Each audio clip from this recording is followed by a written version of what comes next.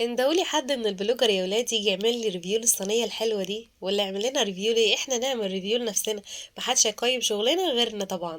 اللهم بارك، النتيجه طالعه زي الفل. لو عندك بقى عزومه لناس حبايبك وعزاز عليكي ونفسك كده تشتري لهم صينيه من شيخ المندي، حضرموت شيخ المندي، ام يوسف جابت لك حضرموت شيخ المندي لحد البيت، وهتقولك ازاي تعملي الصينيه ديت في البيت، وهتطلع معاكي نتيجه زي ما انت شايفه كده. وكمان لو عندك عروسه ونفسك تعملي لها افكار حلوه، وهي مش بتحب البط ومش بتحب الرومي والحاجات ديت، ونفسك تشوفي لها كده افكار حلوه عشان تعملي لها العشاء الحلو ده، النهارده هنعمل افكار جميله. ويلا بينا نشوف عملنا الجمال ده مع بعض ازاي. اول حاجه الفرخه بتاعتنا بعد ما جبناها طبعا غسلناها كويس جدا، نقعتها في محلول ميه وفي ملح وسكر وعصره ليمونه لتاني يوم. وجيت هنا بقى تاني يوم علشان اتبلها بالتتبيله الحلوه ديت. عندنا بقى ملح وفلفل اسود وكاري، وكمان بصل بودر وتوم بودر، ومعانا بصلايه وطماطمايه وليمونه كده بالقشره بتاعتها. وهضيف كل الكلام ده في الكب، وهنزل بقى عليهم بمعلقه كده من دبس الرمان، وعليها معلقه من خل التفاح. ولو ما عندكيش دبس رمان وخل تفاح ما تحطيش، ما تشغليش بالك خالص، كفايه الليمون وهيخلي معاكي التست عالي جدا. يلا بينا بقى في الكبه، وهبتدي اضربهم. انا ما حبيتش اضربهم في الخلاط علشان مش عايزاهم معصورين، انا عايزاهم كده يكونوا جرشين. الفرخه بتاعتي خليت الفرارجي قطعها لي كده من النص بالطول، وابتدي افتحها انا فتحات كده عشان التتبيله تدخل جواها وتبقى متبله وروعه جدا. بصوا التتبيله بتاعتي جرشه ازاي. اتبل بقى الفرخه بتاعتي بالشكل دوت، التتبيله ما بين الجلد واللحم وكمان في الفتحات اللي انا عملتها. ولو وصلتي معايا للفيديو في اللحظه ديت وناويه تكملي معايا، ما تبخليش عليا باللايك، عشان انا تعبت كتير في الفيديو عشان اوصل لكم المعلومه واديلكم افكار حلوه. يعني عملنا كده كذا وصفه في فيديو واحد، فعايزه اقول لكم الفيديو تعبني جدا، فانت بقى ما تبخليش عليا وانزلي اعملي اللايك اوام. ابتدي بقى النص التاني نفس الكلام، وهسيب الفرخه بتاعتي دي تتبل كده حوالي 5 ساعات. يعني لو انا هشتغل فيها من بدري الصبح هتبلها علشان بالليل اسويها او على المغرب كده. ويلا بينا نعمل بقى الخلطه اللي انا هحشي بيها الحمام. زبده عندي على النار، وهنزل الاول بالقوانص. انا خدت طبعا قوانص الفرخه مع قوانص الحمام.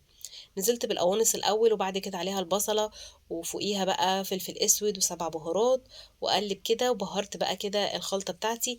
واول ما لقيت ان القوانص يعني دخلت في السوا، نزلت عليها بالكبد. وهي كده خلاص، اول ما الكبد غيرت لونها انزل بقى عليهم بالفريك اللي مغسول معايا بس مش منقوع. نقيته وغسلته، وابتديت انزل بيه كده، ما نقعتوش طبعا عشان انا بحب يكون فيه عضه كده وانا باكله. وبعد كده نزلت عليه بجزء كمان من الرز. انا بحب اعمل ميكس بين الاتنين، بس انت اشتغلي باللي انت عايزاه واللي موجود عندك واللي مياله ليه. رز بس، فريك بس، براحتك خالص.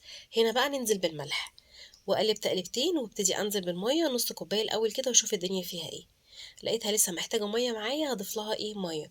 انا مش عايزة الفريك بتاعي او الخلطة بتاعتي تكون متغطية بالمية تماما، عشان عايزاها كده تكون لسه فيها سوا، يعني مش مستوية سوا كامل. هي كده المية كفاية قوي. بصي باين معايا الرز ازاي والفريك. اغطي بقى عليها واوطي النار واسيبها تستوي كده تقريبا يعني 3/4 سوا. وبعد كده سبتها تبرد تماما. باكد عليكي الخطوه ديت انك لازم تسيبي الحشوه تبرد معاكي، لان انت لو ضفتيها للحمام وهي سخنه هتنشط معاكي البكتيريا، سواء كنت بتحشي حمام او فراخ. وبعد بقى ما تبلت الحمام بتاعي برضو بنفس التتبيله اللي تبلت بيها الفراخ، كنت واخده معلقه كده وتبلت الحمامه من جوه وسبتها كده شويه قبل ما يعني احشيها. وابتدي بقى احشيها كده ما بين الجلد برضو واللحم، وكمان في الرقبة بقى كده عشان تطول معايا الحمامة كده وتبقى حاجة كده تملى العين زي اللي بنشوفها في الريفيوهات. هكتفها بقى بالشكل دوت، الرجلين الاتنين مع بعض كده عكس عكاس، واقفل. وما تقلقيش خالص، الرز مش هيطلع معانا ولا اي حاجة، ولا محتاجة خلة ولا محتاجة اي حاجة. ابتدي بقى انفضها من الرز، وهروح بيها على الصينية. اهم حاجه بس اكتف الجناحات بتاعتها لورا. وانا عندي هنا الحمامتين خلاص حشيتهم. وهنا بقى انا مش هسلقهم ولا حاجه، كنت هدخلهم الفرن، فطبعا خايفه ان هم يلزقوا معايا. فيعني تحسبا لكده هقطع كده بصلايه وهرصها تحتيهم كده، تديهم ريحه وتديهم طعم وكمان تحميهم لي من الفرن علشان ما يلزقوش في الصينيه. وهنا طماطمايه مبشوره حطيت عليها ملح وفلفل اسود، وكمان معلقه من التتبيله اللي احنا كنا متبلينها من للفراخ من الاول خالص. اقلب كل الكلام ده مع بعضه كده وانزل فوق الحمام.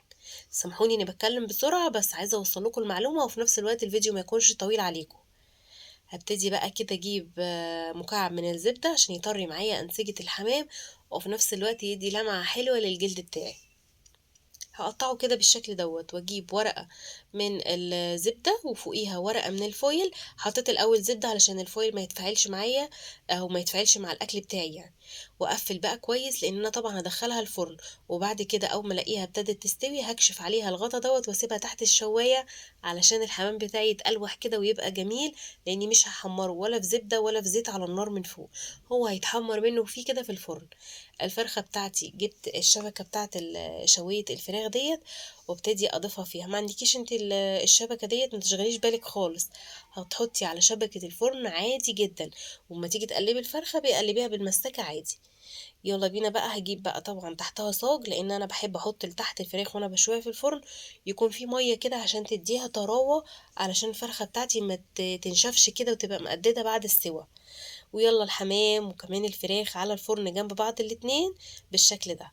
ونصبع بقى الكفتة بتاعتنا اللي النهارده ما حبيتش بقى اطول عليكم الفيديو واعملها لكم كمان في نفس الفيديو، بس انتظروا مني الفيديو اللي بعد ده على طول. هديكوا تتبيلة للكفتة روعة جدا، كل اللي هياكلها من ايدك هيقولك ايه الجمال ده. والمرة دي كمان كنت عاملاها كده يعني بإضافة علشان نزودها ونزود الكمية. على غير العادة عملت كتير كفتة قبل كده، بس المرة دي كنت عاملاها بإضافة البرغل علشان تزود معاكم كمية، يعني اللي حابب يوفر اللي انت عايزاه بقى اشتغلي بيه. هوريكي بس الفيديو ايه كله ان شاء الله المرة الجاية. الكفتة بتاعتي دخلتها الفرن مع الفراخ، بس عايزة اقولك ما بتاخدش سوى الفراخ خالص، هي 10 دقايق وبتولعي عليها الشواية زي ما شفتي كده، وبتكون معاكي اللهم بارك بتستوي. بتستوي ما تقلقيش خالص. بصي بتبقبق ازاي. وكمان هوريكي في الفيديو اللي جاي بإذن الله ازاي تسويها في الصينية، وكذا طريقة للتصبيع وكذا طريقة للتسوية.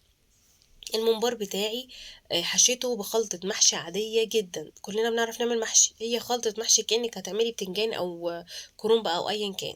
حشيت الممبار بتاعي، وبعد ما حشيته طبعا كان متنضف طبعا قبلها، وحشيته وخلصت وجبت بقى حلة كده فيها مية سخنة غليتها على النار، وبعد كده ضفت لها بصلاية ورقتين من اللورة وملح وفلفل اسود اي منكهات تحبيها، وهتضيفيها كده. وبعد كده تنزلي بالممبار بتاعك، كل شويه كده تروحي تقلبي فيه علشان بس ما يلزقش معاكي في القعر. وهيبقى معاكي اللهم بارك 3 4 غلوات كده وبيكون استوى. تاخديه بقى كده تحمريه وتبتدي بقى تقدمي احلى صينيه. وعلى الرز اصفر كده بقى براحتك خالص، اللي انت بقى حابه تعمليه اعمليه. الفرخه بتاعتنا بصوا اللهم بارك حاجه كده عامله زي فراخ دجاج تكه كده. بصوا بتلمع ازاي ولونها روعه. الحمام بتاعنا واحده فرقعت بس على مين؟ نبص لنص الكوبايه المليان ان لسه في واحده ما فرقعتش، وهندري ديت ولا من شاف ولا من دري ومحدش شاف حاجه. وبس انتوا بتفتنوش علينا بس. هبتدي بقى ارص كده الممبار بتاعي بعد ما حمرته طبعا، بصوا شكله يفتح النفس. هرصه كده بقى، وتبتدي هنا تيجي الحيرة نحط فين الممبار، طب نحط الفراخ ازاي، طب نحط الحمام ازاي. رصي بقى اللي هواكي فيه رصي. ونيجي بقى للكفتة بتاعتنا الروعة، بصي بتلمع ازاي وجوسي بقى من جوه حاجة كده اللهم بارك زي ما شفتي في اول الفيديو.